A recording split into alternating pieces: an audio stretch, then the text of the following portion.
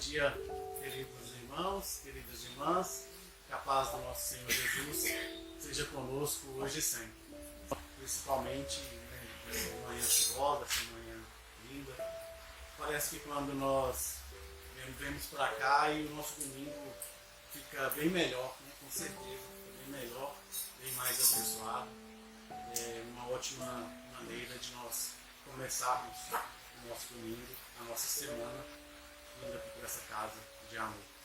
Bem, hoje nós vamos falar sobre uma parábola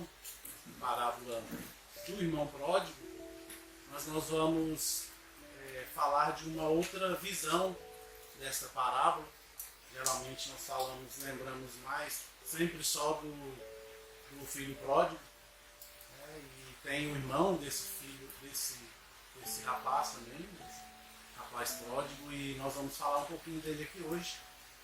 Jesus sempre nos ensinava e nos ensina até hoje por meio de parábolas, porque a parábola é uma história, uma narrativa de fatos do nosso cotidiano.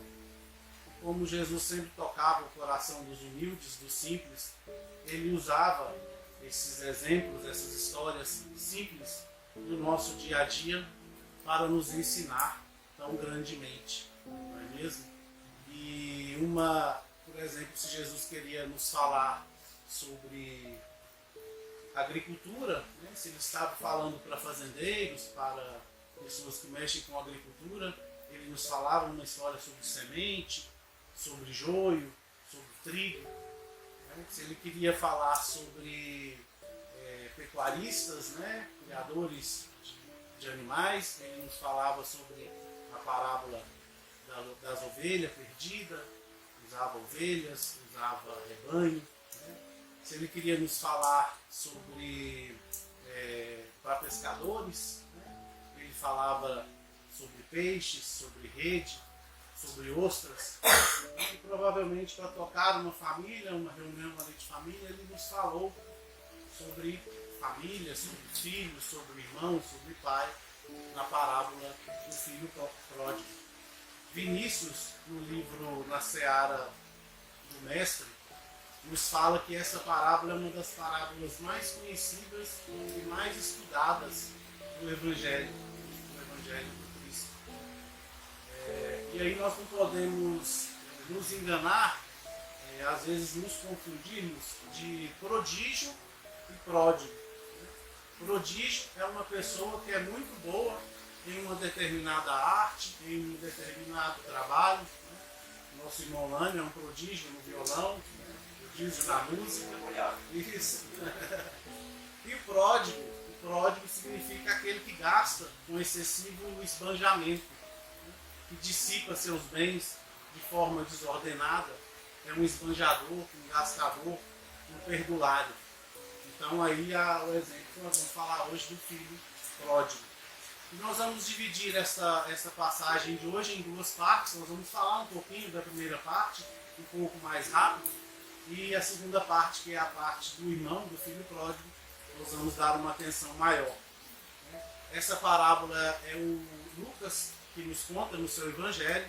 Ela está no capítulo 15, e a primeira parte vai dos versículos 11 ao 24, e a segunda do 24 ao 32. Eu vou lê-la aqui para a gente, no Evangelho do Novo Testamento do nosso irmão Haroldo, para não perder a beleza, né, dos ensinamentos. Vou ler aqui para que nós possamos entender um pouco melhor. E disse, né, Jesus, e disse: certo homem tinha 2 filhos. O mais novo deles disse ao pai: Pai, dá-me a porção que me cabe da propriedade. Ele repartiu os recursos entre eles. Não muitos dias depois, reunindo todas as coisas, o filho mais novo ausentou-se do seu país para uma região distante, e lá dissipou a sua propriedade, vivendo dissolutamente. Depois dele gastar todas as coisas, houve naquela região uma fome severa, e ele começou a passar necessidade, e partindo, associou-se a um dos cidadãos daquela região, que o enviou aos seus campos para apacentar porcos. Ele desejava saciar-se com as alfarrobas. Alfarrobas é uma espécie de bago que eles davam para os porcos se alimentar é muito nutritivo, tem um valor muito nutritivo, e na época de secas, de fomes, eles davam esses alimentos para os porcos. Ela é semelhante ao nosso ingá aqui hoje, aqueles vacos parecidos com um ingá, lembram um ingá. Né? Dava as alfarrobas que os porcos comiam, mas ninguém lhe dava. Se nós trouxéssemos nos dias de hoje, ele estava lá e nem a lavagem, né, que é o resto de comida que nós damos para os porcos atualmente, ele não conseguia ter aquele alimento. Então o sofrimento que ele estava passando. Mas caindo em si, disse: quantos assalariados do meu pai têm abundância de pães, e eu aqui pereço de fome. Após levantar-me, irei ao meu pai e lhe direi: Pai, pequei contra o céu e diante de ti. Não sou digno de ser chamado teu filho. Faze a mim como um dos teus assalariados. Levantando-se, dirigiu ao seu próprio pai. Estando ele ainda longe, seu pai o viu, compadeceu-se, correu, lançou-se sobre o pescoço dele e o beijou repetidamente. Disse-lhe o filho: Pai, pequei contra o céu e diante de ti, não sou mais digno de ser chamado teu filho. Disse o pai para os seus servos: Trazei para fora a principal estola. Estola era uma vestimenta daquela época. E vestiu, dai um anel para suas mãos e sandálias para os pés. Trazei o novilho cevado, sacrificai-o e nos deleitemos, comendo, porque este meu filho estava morto e reviveu, estava perdido e foi encontrado. E começaram a deleitar-se. Bom, nessa primeira parte nós temos 3 ensinamentos principais. O primeiro é o nosso livre-arbítrio que Deus nos dá. E nós podemos até pensar, mas esse irmão também, esse filho pródigo também, foi egoísta. Né? Mas nós não sabemos como que essa herança chegou para ele. Se foi um avô dele que deixou e falou para ele: quando você quiser, pode pegar a sua parte e seguir o seu caminho. Ou foi a mãe dele. Né? A parábola só nos traz 3 personagens, que é o filho, o pai e o filho mais velho. O filho mais novo, o pai e o filho mais velho. Então ele resolveu, né? Não estava satisfeito com aquela vida, queria aprender, seguir novos caminhos. Então, com o seu livre-arbítrio, ele pegou a sua parte na sua herança e saiu caminhando, né? Saiu seguindo o seu destino. O problema é que depois veio a questão da lei, né? Que é o nosso segundo ensinamento dessa parte, a lei de ação e reação, né? A lei que dá de causa e efeito.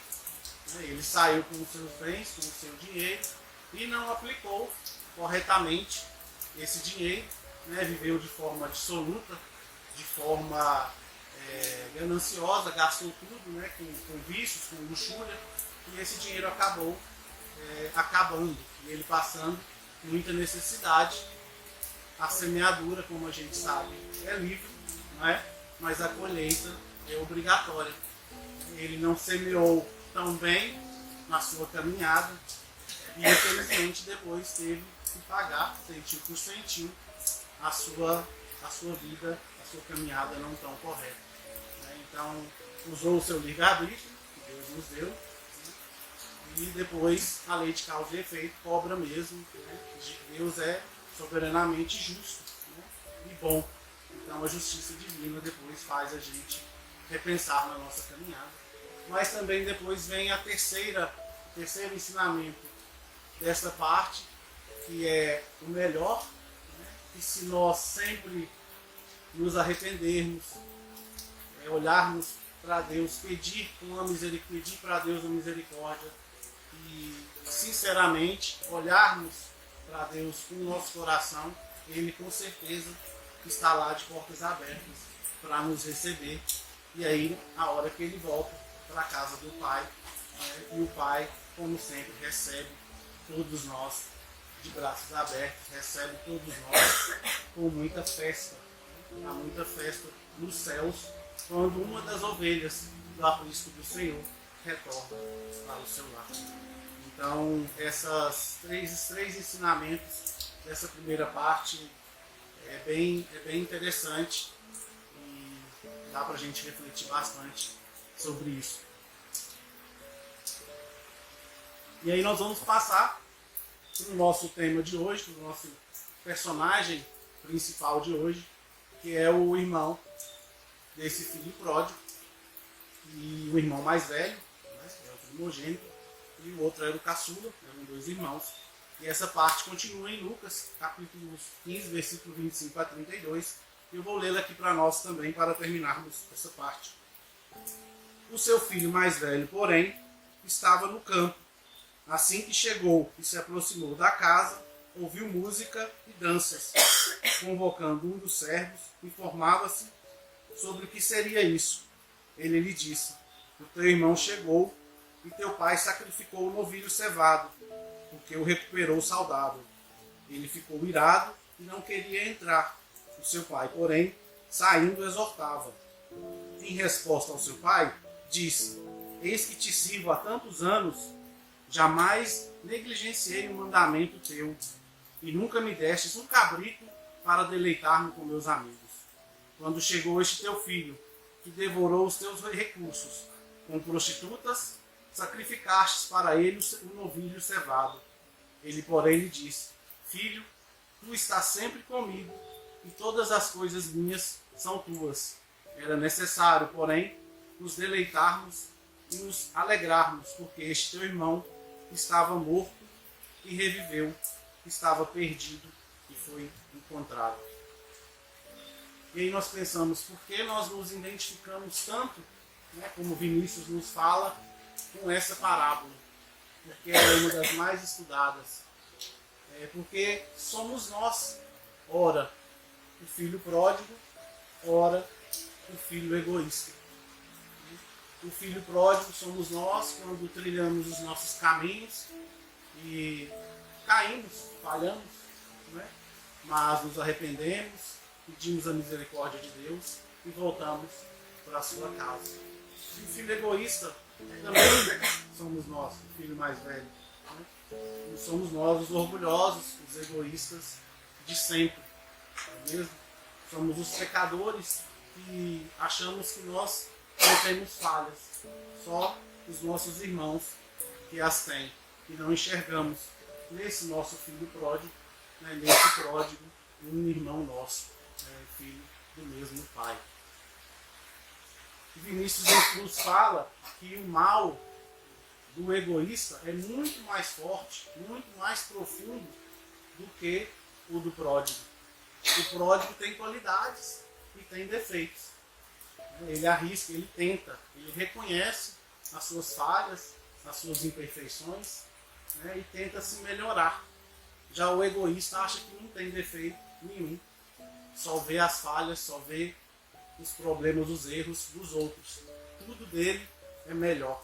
A pessoa que é egoísta, ela acha que só ela está certa, tudo dela é o melhor e só pode ser do jeito dela. Esse é o problema do egoísmo. O egoísta, ele não mostra os seus defeitos. Ele fica quietinho no canto dele, né? Mas ele também não se compromete. Ele não quer mostrar os seus defeitos, por isso ele não se compromete, não tenta. Né? É difícil a gente até falar, mas a gente pode até pensar que ele não tem defeitos, não tem vícios, e realmente pode não os ter. Né? Mas ele também não tem virtudes. E aí Vinícius nos fala que ele tem falsas virtudes. São virtudes falsas que ele tem, virtudes negativas. Ele se abstém do mal, mas é incapaz de dar a mão para ajudar um irmão nosso que possa estar em perigo, que possa estar precisando de ajuda. Então são virtudes falsas, né, que não somam para a gente. E aí no livro dos Espíritos, a pergunta 913, Kardec pergunta para os espíritos qual é o pior de todos os vícios. E os espíritos amigos nos respondem. Às vezes eles são meio bravos com a gente, né? Eles dão as partes e falam: já dissemos inúmeras vezes, nos chamando a atenção, né? Já dissemos inúmeras vezes que é o egoísmo, porque é dele que emana todo o mal. Estudem todos os vícios e verão que no fundo de todos eles o egoísmo está presente. O homem combaterá inutilmente seus vícios e não conseguirá extirpá-los enquanto não atacar o mal pela raiz, enquanto não destruir a causa. todos os esforços devem ser direcionados para combater o egoísmo, porque é nele que está a verdadeira chaga da sociedade. Então nós vemos que o egoísmo é o mal de todos os nossos problemas. Se nós procurarmos em tudo, nós vamos ver que tem tudo o egoísmo dentro, né? E nós julgamos, né, discriminamos doentes, ex-detentos, ex-dependentes químicos, ex-alcoólatras, os doentes do corpo, da mente, chamamos até de loucos, discriminamos até cor, né, até religião, não é isso? E será que não somos nós mesmos os doentes, né, os viciados, os incapazes de dar uma oportunidade desses pródigos, né, que caíram, mas perceberam o seu erro a tempo, se regeneraram e voltaram para a casa do Pai? Será que nós mesmos que somos os doentes ou são eles? Será que são eles os viciados? São eles os encarcerados? Ou será que somos nós os doentes, os encarcerados, os viciados no nosso egoísmo? Então nós temos sempre que pensar nisso. E nós espíritas ainda mais. Porque às vezes nós podemos pensar, mas isso aí eu não faço, isso aí eu não faço. Será que nós não fizemos em encarnações passadas? Será que nós não vamos fazer em encarnações futuras? Podemos cair nas encarnações futuras, não é? Então quem somos nós para julgarmos, para sermos tão egoístas de não perceber essa nossa pequenez, né, diante desse mundo infinito que nós temos, dessas infinitas encarnações que nós já passamos e que iremos passar até chegarmos à perfeição, né? Até chegarmos a sermos espíritos mais evoluídos. Mas Jesus nos dá a lição áurea nessa parábola e sobre isso. Ele sintetiza tudo no adjetivo teu. Filho, tu estás sempre comigo e todas as coisas minhas são tuas. Era necessário, porém, nos deleitarmos e alegrarmos, porque este teu irmão estava morto e reviveu, estava perdido e foi encontrado. O egoísta não via no pródigo um irmão realmente, não é? É filho do mesmo pai. E Jesus nos ensina lindamente que não importa os erros dos nossos semelhantes, não importa as nossas falhas, nós somos todos filhos do mesmo Pai, somos todos irmãos, filhos desse Pai de misericórdia. Ele é teu irmão, ele é nosso irmão. Então não cabe a nós julgarmos ninguém, e sim aceitar e ajudar. Nós somos todos partes da grande família universal. Então nós vamos usar este conceito de vida que Jesus nos deixou. Saibamos ver nos que pecam, nos que erram, nos que cometem crime, um de nossos irmãos. Não é isso? Lembremos que o dia da redenção, o dia que um desse irmão voltar para a casa do Pai, será sempre um dia de festa nos céus. Não é mesmo? Ao invés de atirarmos pedra, vamos ficar alegres, porque um filho de Deus voltou para a casa do Pai. E sendo assim, nós vamos contribuir para a redenção, a nossa redenção humana.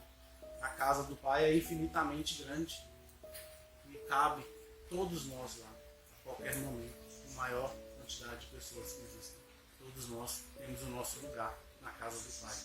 Então vamos regozijar, né? Vamos nos alegrar com esse banquete do amor, da caridade, quando um filho retorna para a casa do Pai. Porque Deus é amor, caridade, e como filhos do amor, da caridade, nós também temos que amar a todos, indistintamente. Nós ainda temos que lembrar da nossa tão falada legenda espírita, não é? Fora da caridade, fora do amor, não há salvação. Que possamos não só anunciá-la para todos, né? Mas que possamos senti-la e praticá-la em nossos corações, amando a todos completamente. E como nós estamos falando de amor, e a melhor forma de nós trabalharmos o nosso egoísmo amando. Eu vou ler um trecho de uma carta que um filho pródigo nos escreveu há quase 2000 anos atrás. Esse filho pródigo perseguiu muita gente, humilhou muita gente e precisou ficar cego, precisou cair do cavalo para perceber que tinha que voltar para a casa do pai, que realmente voltou e que lá voltando nunca mais saiu do lado do pai, porque entendeu as benesses, a alegria que é viver sempre ao lado do nosso Pai maior. Então Paulo deixou para a gente, Paulo de Tarso, um grande exemplo de amor, e eu acho que ele deixa um hino de amor nessas palavras que ele escreve na primeira carta aos Coríntios, capítulo 13. Eu acho que é a verdadeira síntese como nós devemos ser, como nós devemos amar. Eu vou lê-la aqui para a gente agora, nesse momento. O mais importante é o amor. Paulo, primeira carta aos Coríntios, capítulo 13. Se eu falasse a língua dos homens e dos anjos, mas não tivesse amor, seria como um sino que ressoa ou um símbolo que retine. Se eu tivesse o dom de profecias, se entendesse todos os mistérios de Deus e tivesse todo o conhecimento, e se tivesse uma fé que me permitisse mover montanhas, mas não tivesse amor, por nada seria.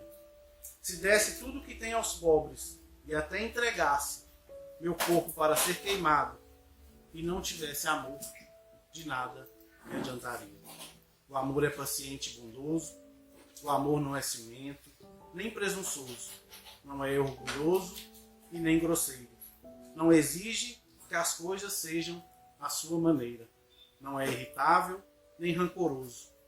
Não se alegra com a injustiça, mas sim com a verdade.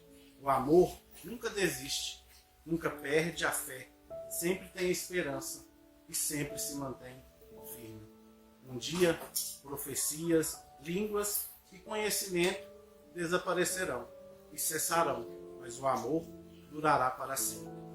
Agora, nosso conhecimento é parcial e incompleto, e até mesmo o dom da profecia revela apenas uma parte do todo. Mas quando vier o que é perfeito, essas coisas imperfeitas desaparecerão. Quando eu era criança, falava, pensava e raciocinava como criança. Mas quando me tornei homem, deixei para trás as coisas de criança. Agora, vemos de modo imperfeito, como um reflexo no espelho. Mas então veremos tudo face a face. Tudo que sei agora é parcial e incompleto, mas conhecerei tudo plenamente, assim como Deus já me conhece plenamente. 3 coisas, na verdade, permanecerão: a fé, a esperança e o amor. E a maior delas é o amor. Que nós então tenhamos cada dia mais fé, mais esperança e principalmente mais amor, para podermos amar a Deus sobre todas as coisas, nos amar primeiramente, porque se nós não nos amamos, nós não conseguimos amar ao nosso próximo, e amar ao nosso próximo, como o Senhor Jesus nos ensinou.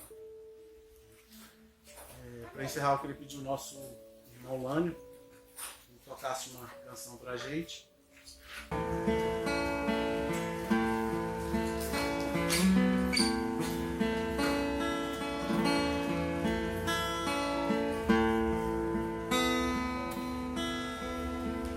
Ouço, Deus,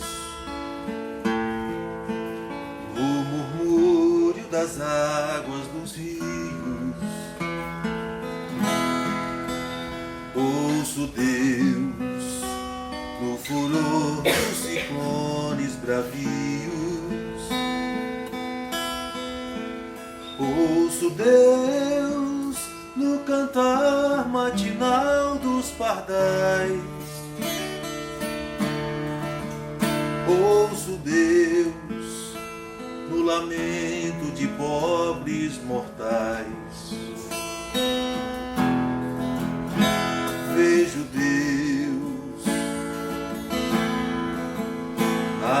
estrelas perenes de luz.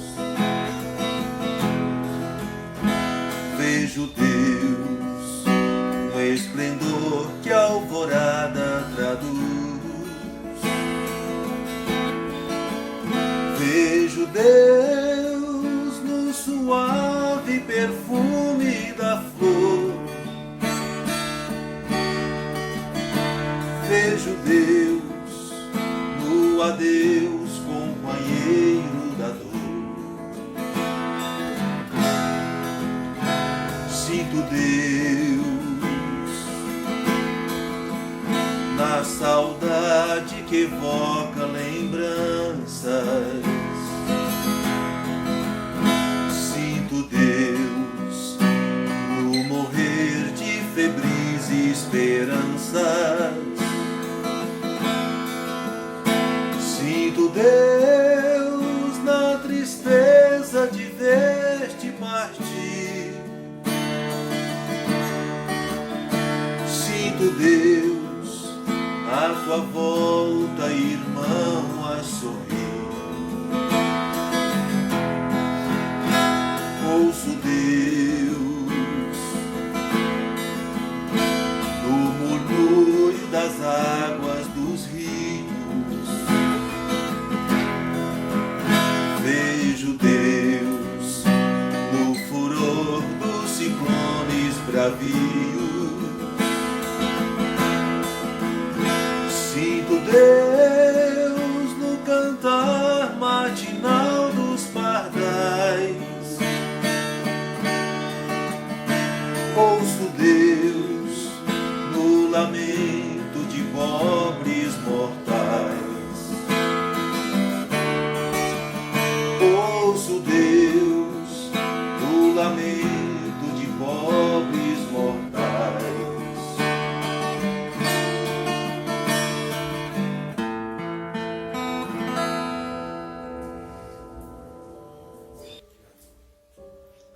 Quando o nosso egoísmo julgar algum irmão nosso que errou, que nós possamos ouvir Deus e perceber que nós não somos melhor que Ele, e que o erro dele é apenas diferente dos nossos erros. E possamos ouvir Deus em cada irmão nosso que sofre, que cai, que falha, e ao invés de criticá-lo, possamos estender as nossas mãos e ajudá-los no que for preciso. Porque quando formos nós que precisarmos de ajuda, nós encontremos irmãos que possam não nos dar as mãos, pois nos dar até o coração para nos ajudar. Gratidão a Deus pela vida, de estarmos todos aqui reunidos. Gratidão à casa pela oportunidade do trabalho. Gratidão ao irmão Lânio pela parceria. E gratidão a cada um de vocês por esses momentos que nós passamos juntos aqui hoje.